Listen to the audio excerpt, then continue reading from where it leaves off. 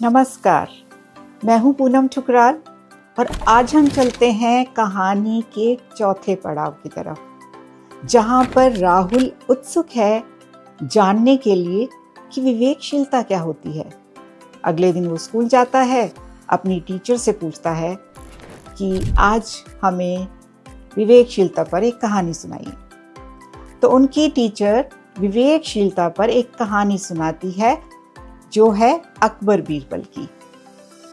एक बार सर्दी के दिनों में अकबर और बीरबल एक तालाब के किनारे टहल रहे थे। अकबर रुके और तालाब के ठंडे पानी में अपनी अंगुली डालकर तुरंत निकालते हुए बोले, मुझे नहीं लगता इस ठंडे पानी में कोई एक रात भी इसमें रह सकता है। बीरबल ने इसे एक चुनौती के रूप में लिया और कहा कि वो किसी ऐसे व्यक्ति को खोज कर लाएंगे जो ये कर सकता है। अकबर ने कहा, यदि कोई झील के इस ठंडे पानी में एक रात बिता पाएगा तो मैं उसे 1000 सोने के सिक्के इनाम के तौर पर दूंगा। जल्दी ही बीरबल को ऐसा गरीब आदमी मिला जो 1000 सोने के सिक्कों के लिए इस चुनौती के लिए तैयार हो गया। वो गरीब आदमी पूरी रात उस ठंडे पानी में खड़ा रहा और 2 शाही रक्षकों ने वहां पहरा भी दिया। सुबह इनाम के लिए उस आदमी को दरबार में ले जाया गया। राजा ने उस आदमी से पूछा कि वो इस बर्फीले पानी में रात भर कैसे खड़ा रहा।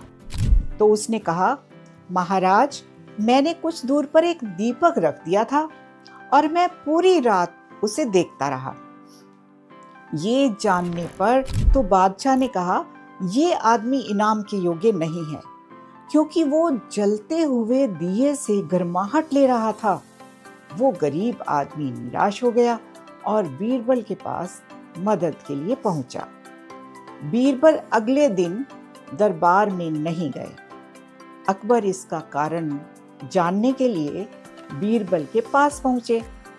राजा ने देखा कि बीरबल लगभग 6 फीट ऊपर रखे एक बर्तन के साथ आग के पास बैठे हुए हैं। अकबर के पूछताछ करने पर बीरबल ने कहा, मैं खिचड़ी बना रहा हूँ महाराज।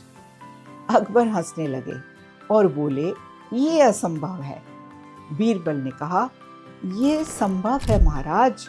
यदि कोई आदमी दूर रखे जलते हुए दीपक को देखकर गर्म रह सकता है तो मैं भी इस खिचड़ी को उसी तरह से पका सकता हूँ। अकबर को बीरबल की बात समझ आ गई और फिर उन्होंने उस गरीब आदमी को चुनौती पूरी करने के लिए पुरस्कृत किया। टीचर ने बच्चों से कहा, ये होती है विवेकशीलता, जिसके लिए धैर्य से काम लेना पड़ता है। तो ये थी कहानी विवेकशीलता की। तो फिर मिलते हैं कहानी की अगली किस्त लेकर। हमेशा खुश रहें, स्वस्थ रहें। नमस्कार।